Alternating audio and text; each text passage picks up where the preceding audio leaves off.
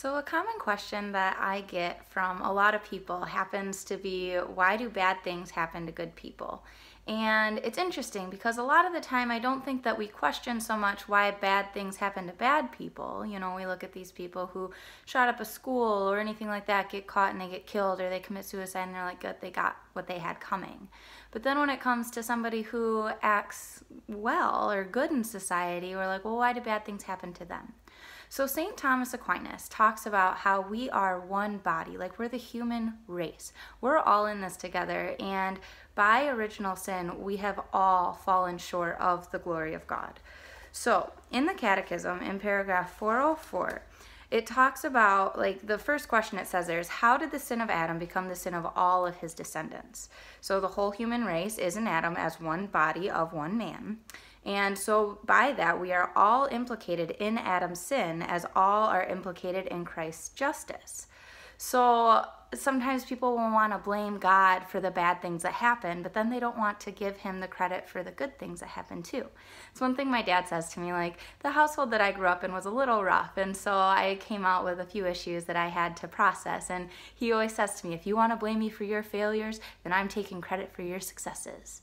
And so it's kind of the same type of thing with God, where it's like, well, if you want to blame God for what's evil, you're acknowledging his existence, and therefore also the credit would be due for what's good. Now within that, it's also important to distinguish that God does not cause any type of harm. He does not like death.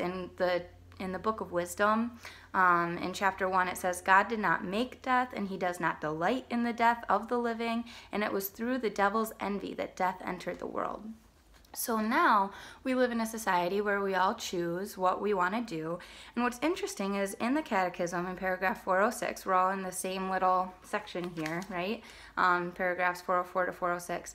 It talks about how the first Protestant reformers, they actually taught that original sin has radically perverted man and destroyed his freedom. And they identified the sin inherited by each man with a tendency to evil, which would be insurmountable. So while the Catholic Church teaches that through graces that can be offered by God in order to act more holy and to grow in holiness toward that perfection, that we can actually overcome these pieces of sin that end up coming forward.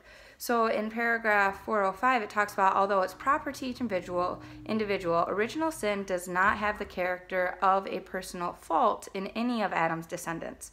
It's a deprivation of original holiness and justice, but human nature has not been totally corrupted. So it's essentially just hindered us from being able to join in that full union with God, that full love that we originally had. So as we, go forward, we see, like in Romans, Paul talking about, like, we are in a bondage of decay, and through Christ's suffering on the cross, that whole thing has been redeemed.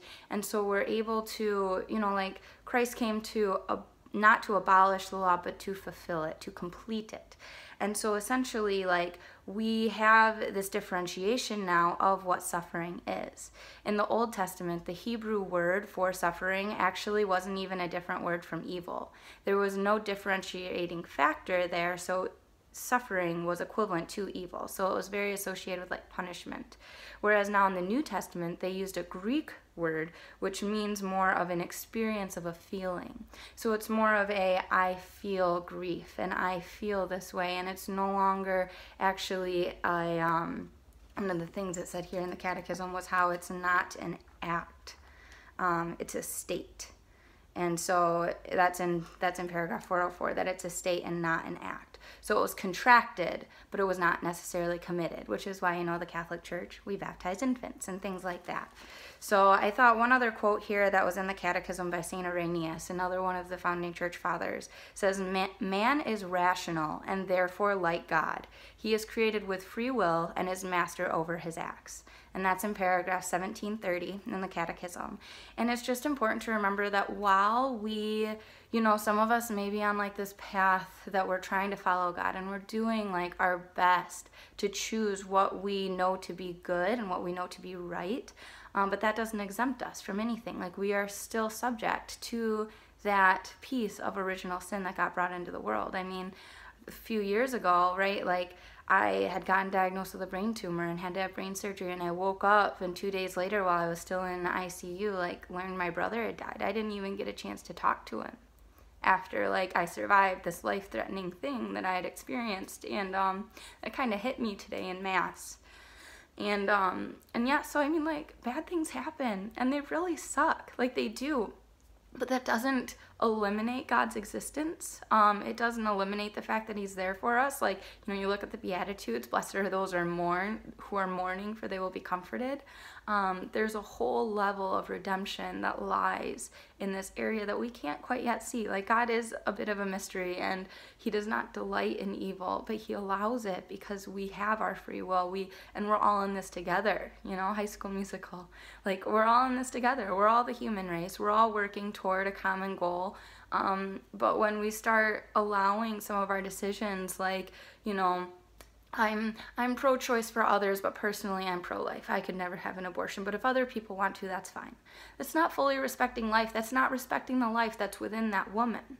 So there's a piece that we really just, you know, through prayer and meditation and being with God, that we can definitely continue to grow. Like, you know, St. Teresa said, love starts with a smile. Like, we're just here to love and to grow closer in God's love in that, so that we know we're loved, so others know that they're loved. And you know, bad things are going to happen to good people, but that's because none of us are exempt. We're all in this state of being of original sin, of this nature of, you know, the prince of this world that's around and trying to infiltrate into our lives. So as long as we're seeking after God, you know, and like especially in the Catholic faith, like going to confession, going to mass, receiving the Eucharist, all of these things, and this grace can come forward that ultimately will lead us to God and lead our human race to holiness and to the love that we're all truly yearning after. So God bless you all. Happy first Sunday of Advent. I hope that you're all doing well. God bless you, and I hope to see you again next week Sunday as we continue to kind of revamp a little bit on this vlog. So I hope to see you soon.